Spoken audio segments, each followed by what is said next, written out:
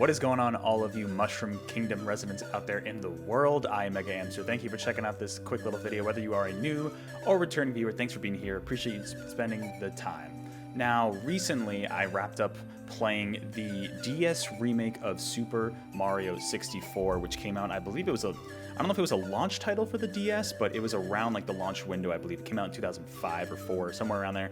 Definitely double check me, fact check me in the comments below. But I've played the original Mario 64 about maybe like 5 years ago as of this recording, and shout out to Brandon. He sold me his copy of Mario 64 DS because I know he wasn't a big fan of it, but I got to check it out. Played it on my new 3DS XL, so keep that in mind. I'm not playing this on original hardware, but pretty close to it. That is going to come in a little bit later in terms of just like my thoughts on the game, because the hardware does indeed impact that. So I guess just regarding that, let's just jump right into it. So there really aren't a lot of spoilers to talk about with this one, but I just want to preface this. I also do want to shout out the channel name for this walkthrough because I can't record it. Typhlosion for President. I support that. Thanks for the complete walkthrough of Super Mario 64 DS here. But without that, I want to kind of get into my pros and cons with this. Like I said, there aren't a ton of spoilers to really talk about. I might save some end game stuff for the end, just in case you haven't played Mario 64 ever. The main point of this video is to kind of compare this to the original and be like, okay, is this a superior remake? Because from what I've seen, it's pretty divided online. Some people really like this version a lot more. Some prefer the original N64 version. And overall, I mean, right off the bat, just to summarize my overall thoughts, I actually am on the side that believes this is the definitive version. Now, what it really comes down to is there's a lot of extra content in this game is a big pro to this game. I believe the original had 120 total stars to collect, whereas this one has 150 total. Annoyingly, I'll get into my play session near the end of the video. I did not get all the stars. I was missing one, and I will get into that in a sec. But essentially, the way it works is, thanks Verizon, I appreciate you throwing in copyright music here and having to deal with ads, so apologies for that in advance.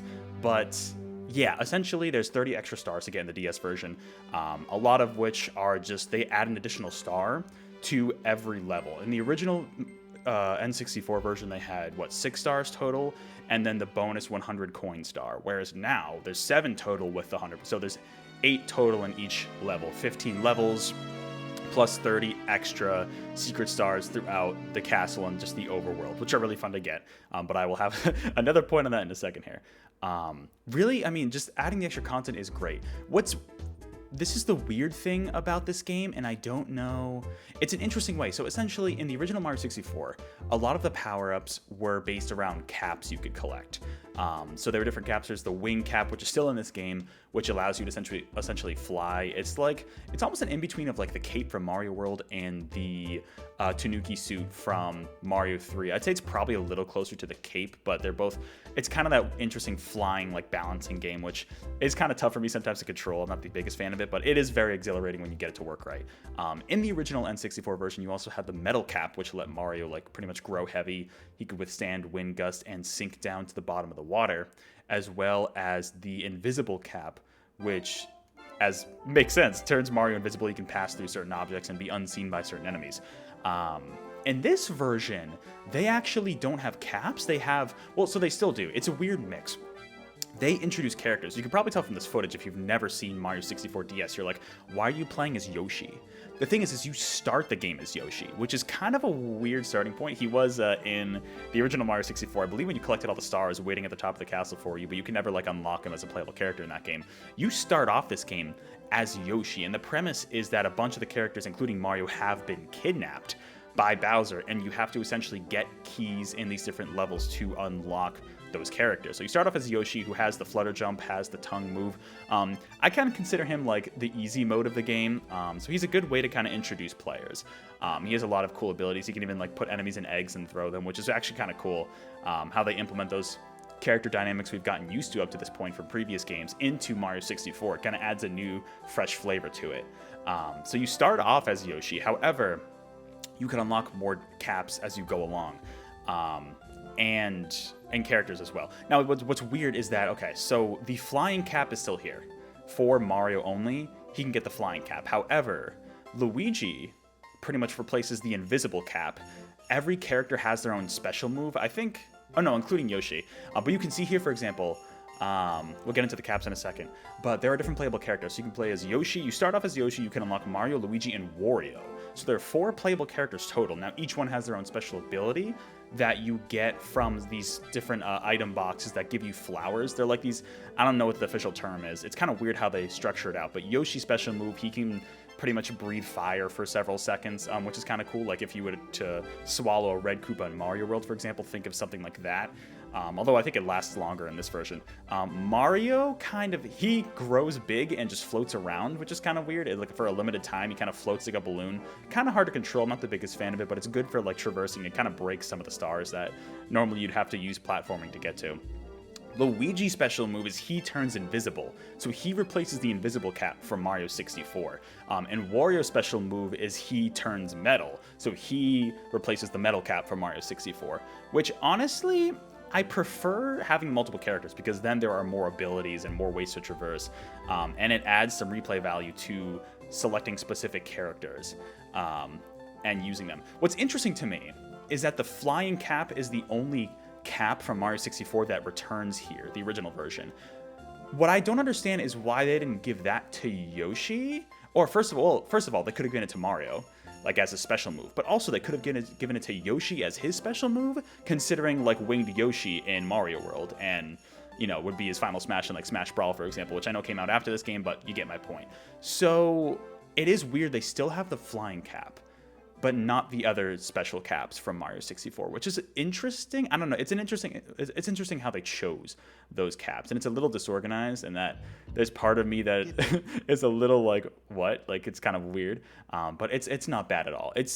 There's a lot of different abilities and a lot of different characters. Sorry, I have to pause the audio for the ad here, but it definitely adds some variety, and you could see this as being annoying, where, okay, like there are stars that are specific to certain characters. Like in the original game, you needed the different caps to unlock certain stars, right? In this case, you need to start off as a specific character going into a level to then go search for a star that is specifically using their abilities. And you could see that as annoying for sure. However, the reason I mentioned the caps, and you saw it earlier, you can get character caps. So for example, in this case, in this walkthrough here, shout out again to Typhlosion for President for the footage, you can find a Mario cap in a level as Yoshi, and in that level, you temporarily get Mario's abilities. You turn yourself into Mario. You still have the Yoshi sound effects, which is kind of funny, but there are caps that do give you those character abilities. So you can do that before you unlock the characters. There are separate challenges. There are actually new levels. I'll save that for kind of the end of this video. There are new levels, new challenges, new boss fights even, but I won't specify which ones, that allow you to unlock the characters. But you can, if you find a cap in the level for that character, you can do that before you unlock them, which is honestly kind of cool, and it makes it easier, so it's like you don't have to start off a level every time as a specific character. Sometimes I would start off as Yoshi, and just because most levels will have one of each character caps, especially the later levels, for you to be able to take on their abilities and not have to start that level off as the character you need, which is honestly really nice. Otherwise, you know, the general power, super power, what is it called? They're called power stars. I forget what the official term is. The collecting of that is pretty fun. I don't mind the 100 coin ones too much. It can be difficult based on where you place it, but I've played the original, so I'm a little biased. I have some previous experience with this, but they add new challenges in this game. For example, the silver stars you're seeing here, I believe, were not in the original Mario 64. We have to collect 5 of the silver stars to get the final power star to spawn. They have also the switch stars. I don't believe were in the original as well, where they have like a switch shaped like a star, and essentially there's a timer where the power star will spawn in a different location. You have to race to collect it. So definitely a bunch of new content, a bunch of new challenges in this game. Now, my issue came with when getting these stars. Like I said, I only had 149 total. I missed 1 secret star. And the issue for that for me was, similar to the original Mario 64, for the castle secret stars, I missed one of those, and they don't tell you you know, they don't list off the different challenges. I would have liked that as a nice quality of life feature here, like they do in the levels, for example. They tell you how many stars you're missing. They tell you the clue to each star once you unlock that path. So like that would be nice to have, because I was following a guide at the very end of it where I was trying to get all 30 castle secret stars, and I was missing one, and I was reading through the guide, and I'm like, I swear I got all of these. So it must have been a case of I attempted one and it just did not save because I forgot to save or something, which was really annoying and honestly kind of bummed me out. So I technically did not 100% complete the game, but I sure as hell tried. Some of the castle secret stars are a bit annoying. There's one involving the rabbits from Mario 64 that I felt were really kind of dumb, and it involved kind of a lot of grinding. To get these specific rabbits, you need to catch a bunch of them in order for the star to spawn, which I kind of found a little bit annoying. But like that would have been a nice quality of life update. That was definitely a bit of a gripe. Now, another cool thing about this version that the original Mario 64 did not have, obviously, because this is afforded by the hardware, right? Having this game portably, I think, works really, really well. The game is kind of structured to be like this bite-sized, like, takes a couple minutes to go after a star. If it's a more difficult star, it takes longer. But it's definitely like almost designed originally for that kind of bite-sized gameplay as well, which is really affords itself well to the portable nature, including the bottom screen now has a map, which is super nice. So instead of just, you know, the original Mario 64, I don't even know if they had a map. It might have on the pause screen. Let me know in the comments below. I can't remember off the top of my head. But they have a map on the bottom screen. So you're playing on the top screen. The bottom screen has a map of the whole level. And it literally, I mean, depending on the star, like, quest, the specific power star you're going for, it'll literally show the power star icon, like, where it is on the map, depending on the challenge, of course, which is really, really nice. I think that's a nice little quality of life feature for at least some of the location-based ones, to be able to tell more easily where those stars are, because some of them can be cryptic, not super cryptic, but there's one in particular, I think with Womp's Fortress, I remember. I recalled it, luckily, I didn't even have to use a guide for it, because I recalled it. I was like, I remember this one being really annoying to find, and, you know, they're able to show you some of the star locations for those different stars on the map on the bottom, which is honestly nice. That is a nice little feature. It also, you can use the touchscreen too for like walking really slowly. There are some challenges, like for example with the sleeping piranha plants, where that comes in handy really, really nicely. The biggest thing against this game, right? Another con of this version, and this is a thing a lot of people have complained about, is the movement. Now, because this was originally on the DS, it is only 4-directional movement, because originally the original DS did not have the circle pad like the 3DS does, right? So you had to move based on the D-pad, which is certainly less than ideal. I don't know if it was, I don't think it was 4-directional movement in the original Mario 64. Definitely correct me in the comments if I'm wrong.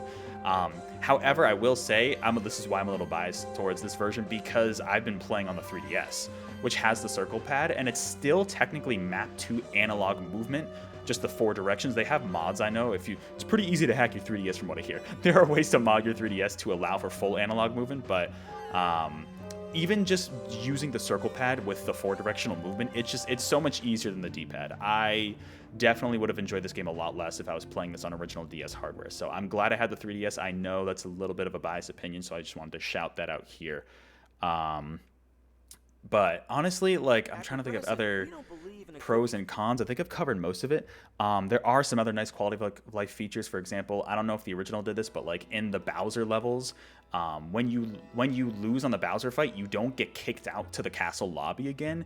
You get kicked out into the pipe, like right out of the pipe that you came from the Bowser level to enter the Bowser fight, right? Because there's a separate Bowser level. You get through that, you enter another pipe that brings you to the Bowser boss fight arena. And when you die in the arena, you just get sent back to the Bowser level, not the castle lobby, which is another nice quality of life update. I don't believe the original N64 version had that, but definitely correct me in the comments if I'm wrong there. But yeah, and honestly, the camera here feels better. I mean, that's just kind of a given, considering Mario 64 was one of the first 3D cameras, and I still don't think that's a horrible camera. I mean, it's obviously not great because it's an original, right? They're going to improve upon it with later releases. They definitely did improve it in this version, though. I do find it to be a lot easier. There's a dedicated button. I don't know if the original had it to like recenter your camera based on where you are. It's still far from perfect. I think just because of the constraints of the level design of this game and the original design of Mario 64, it's still kind of finicky sometimes, and it occasionally gets like stuck on objects in the world, but I do feel like it is better than the original N64 version. I think I pretty much mentioned everything. My biggest gripes, yeah, were, I mean, the analog movement isn't ideal, but just keep that in mind if you played on original hardware. You're going to have to do the D-pad with that. I would definitely recommend playing this on a 3DS, even the original version if you have it. Also, the castle secret stars, like, that's still not being able to tell you where they are, like, to give you clues to, like, specific ones. It's just easier to keep track of because it's literally just a list at this point. Which the original had, but I was kind of hoping this would improve. But yeah, I mean, having it in portably, I'm a big handheld gamer, so I definitely really enjoyed playing this in handheld form. And the different characters, I think, add a lot more replayability than even the original Mario 64. They all have their own unique abilities and different properties. Wario's heavier than everybody. Luigi can jump higher. He kind of has this little flutter jump that he has in some of the games, as well as Yoshi. And they all have their own abilities. It was weird they kept the wing cap separate, but is what it is. And just different quality of life stuff, the extra content, of course, like having 30 extra stars, you can unlock the mini games in this game, which are really fun. I experienced those originally in New Super Mario Bros. DS because I have them there too, but they're themed after this game, so it makes a lot more sense in context unlocking them in this game and playing them there. But those are always a little fun side content. So overall, I think this is a really good package. And I mean, Mario 64 is one of my favorite 3D Mario games for sure. Replaying this, it definitely has not aged as well as I remember, but this version, in my opinion, has aged a lot better than the original N64 version. And I think as long as you don't have it on, as long as you're not playing it on original DS hardware, I think I would recommend playing this on the 3DS if you can, whether you mod it or not. I think it's so much better with the circle pad. That would be my biggest complaint about this game. But everything else, like the additional content and everything, is just honestly far and away superior in this version than the original N64, and it looks better, of course, and it's just, for someone who really enjoys handheld gaming, I love having that option. It's really designed well for portable gaming, so really enjoy that. Before I end this video off, just very quickly, I'm going to go through some of my save files and some of the stuff I came across. So I'll give you a few seconds in case you want to avoid any, I guess, potential spoilery stuff here. All right, so let me go over what I have. So in this save file I have, you can see, I don't know if you can see that in the camera, but I have pretty much everything. I got the 8 stars in all 15 levels. Replaying these levels, TikTok Clock was so much better in this version, and I love the theming of that level. That honestly, I think it might be my favorite level in all of Mario 64, especially after playing the DS version. That one was a really fun one. The water levels, I'm still not a big fan of. Those are probably some of my least favorites, along with like the sand one, is the shifting sand dunes, whatever it's called. That's okay.